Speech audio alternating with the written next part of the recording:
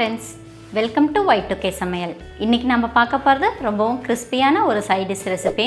வாழைக்காயை use பண்ணி இந்த recipe நாம இன்னைக்கு செய்ய போறோம். இந்த ரெசிபி வந்து நம்ம தயிர் சாதத்தோட சாப்பிட்றதுக்கும் சரி, சாம்பார் சாதத்தோட சாப்பிட்றதுக்கும் சரி ரொம்பவும் பிரமாதமா இருக்கும். இந்த வாழைக்காய் வறுவல் வந்து நல்லா மொறுமொறுன்னு இருக்கிறனால குழந்தைங்களுக்கு ஈவினிங் டீ டைம் ஸ்நாக்ஸாக கூட கொடுக்கலாம். எண்ணெய் கொஞ்சம் கூட குடிக்காத ரொம்பவும் டேஸ்டியான வாழைக்காய் வறுவல் செய்கிறது எப்படின்னு பார்க்கலாம். அதுக்கு முன்னாடி நம்ம சேனலை இன்றைக்கி தான் நீங்கள் ஃபஸ்ட் டைம் பார்க்குறீங்கன்னா சேனலை சப்ஸ்கிரைப் பண்ணுங்கள், கூடவே பக்கத்தில் இருக்க பெல் ஐக்கனையும் கிளிக் பண்ணுங்கள். இப்போ வாங்க ரொம்பவும் டேஸ்டியான கிறிஸ்பியான வாழைக்காய் வறுவல் செய்கிறது எப்படின்னு பார்க்கலாம்.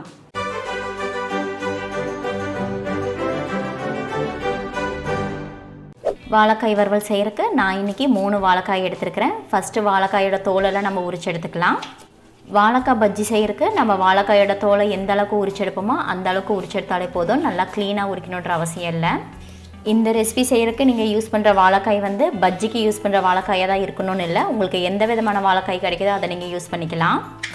இந்த மாதிரி அதில் இருக்க தோலெல்லாம் உரிச்சதுக்கப்புறம் இதை நம்ம கட் பண்ண ஆரம்பிச்சிடலாம். வாழைக்காயை கத்தி யூஸ் பண்ணி இந்த மாதிரி நீட்டமாக கட் பண்ணி எடுத்துக்கலாம். ஸ்லைசரை யூஸ் பண்ணி இந்த வாழைக்காயை நம்ம கட் பண்ணோன்னா ஸ்லைசஸ் வந்து ரொம்பவே மெலிசாக இருக்கும்.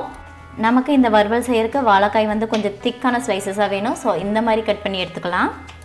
ஸ்லைசஸ் வந்து ரொம்ப மெலிசாக இருந்துச்சுன்னா அதை நம்ம எண்ணெயில் போட்டு ஃப்ரை பண்ணும்போது கட் ஆகிறதுக்கு சான்சஸ் இருக்குது. ஸோ நம்ம கொஞ்சம் திக்காகவே கட் பண்ணி எடுத்துக்கலாம்.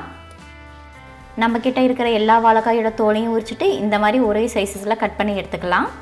கட் பண்ணின வாழைக்காயை உப்பு கலந்த தண்ணியில் ஒரு 5 நிமிஷம் போல் அப்படியே போட்டு ஊற வச்சிடலாம்.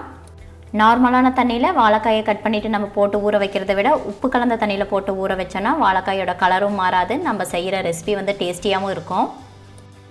அடுத்தது வறுவலுக்கு தேவையான மசாலாவை ரெடி பண்ணிடலாம். அதுக்கு ஒரு மிக்சிங் பவுலில் 2 டேபிள் ஸ்பூன் அளவுக்கு கடலை மாவு, 1.5 டேபிள் ஸ்பூன் அளவுக்கு அரிசி மாவு, 1 டீஸ்பூன் ரவை, 1 டேபிள் ஸ்பூன் மிளகாய்த்தூள், 1 டீஸ்பூன் மல்லித்தூள், 1 teaspoon garam masala, 1/2 teaspoon chaat masala, 1/2 teaspoon மிளகுத்தூள், மசாலாவுக்கு தேவையான அளவு உப்பு, இது எல்லாத்தையும் சேர்த்து நல்லா மிக்ஸ் பண்ணி விட்டுக்கலாம்.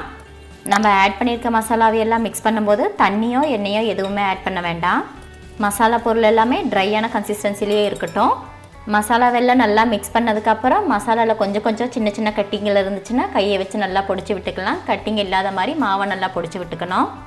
அடுத்தது உப்பு தண்ணியில் நம்ம போட்டு வச்சுருக்க வாழைக்காயை எடுத்துகிட்டு அதை லைட்டாக டிஷ்யூ பேப்பர் இல்லைன்னா ஒரு காட்டன் துணியை வச்சு தொடச்சி எடுத்துகிட்டு மசாலாவில் போட்டு நல்லா பெரட்டி எடுத்துக்கலாம்.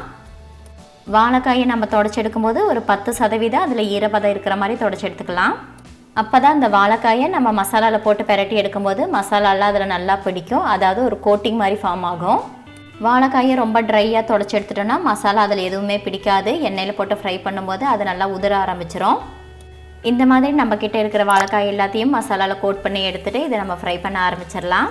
இந்த வாழைக்காயை எண்ணெயில் போட்டு டீப் ஃப்ரை பண்ணாமல் இந்த மாதிரி ஷேலோ ஃப்ரை பண்ணி எடுத்துக்கலாம். கடாயில் எண்ணெய் சூடானதுக்கப்புறம் அடுப்பை மீடியம் ஃப்ளேமில் வச்சு நம்ம குக் பண்ண ஆரம்பிச்சுக்கலாம். வாழைக்காயை நம்ம எண்ணெயில் போட்டு டீப் ஃப்ரை பண்ணோன்னா அது வந்து சிப்ஸ் டேஸ்ட்டுக்கு மாறிடும். ஸோ இந்த மாதிரி நம்ம ஷேலோ ஃப்ரையை பண்ணி எடுத்துக்கலாம். ஒரு சைடு வாழைக்காய் நல்லா வெந்ததுக்கப்புறம் அதை திருப்பி போட்டு இன்னொரு சைடு நல்லாவே வேக வச்சு எடுத்துக்கலாம்.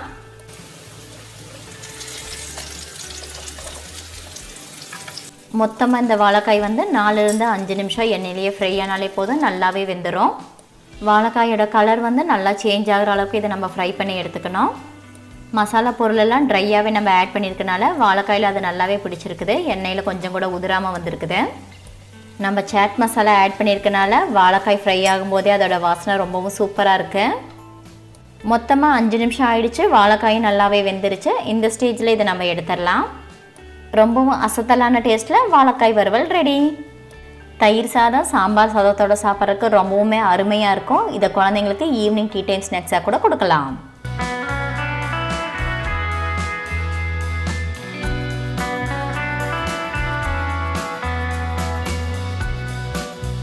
அவ்வளோதாங்க, ரொம்பவும் டேஸ்டியாக கிறிஸ்பியான வாழைக்காய் வறுவலை நம்ம ரொம்ப ஈஸியாக செஞ்சுட்டோம். இந்த ரெசிபி உங்களுக்கு பிடிச்சிருந்துச்சுன்னா லைக் பண்ணுங்கள், உங்கள் ஃப்ரெண்ட்ஸ் அண்ட் ஃபேமிலிக்கு ஷேர் பண்ணுங்கள்.